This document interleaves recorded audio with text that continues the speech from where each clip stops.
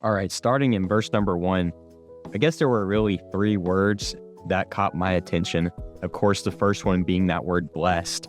And I wrote beside that, contentment ultimately comes from conforming to the word. And so really to shorten it, contentment comes from conforming to God's will. And so the point being, the world, of course, has all its ideas of happiness, how they seek after it. But the truly blessed individual is always going to be the person who stays with God's ways, God's precepts. And then he says, blessed are the undefiled in the King James. And so that's the second key word that caught my attention. I think some translations say perfect. The American Standard says perfect. And of course, we understand that not necessarily mean sinlessly perfect, but it's the idea of someone who's spiritually mature, somebody who's complete. And so blessed are those who are spiritually mature, if you will, in the way.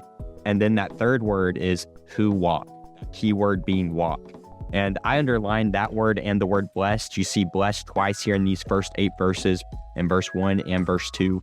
You also see walk here in verse number 1, and you will see that again in verse number 3.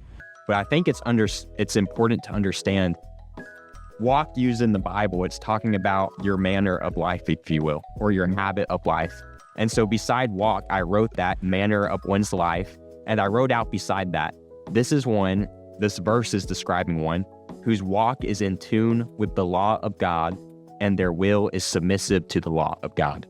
So you have this person who you see their characteristic. They stick with the will of God. They love his word. And it really reminds me, beside this, I wrote a cross-reference to 1 John 1:7, where it talks about walking in the light as he is in the light. Well, what is that? That's your ongoing manner of life.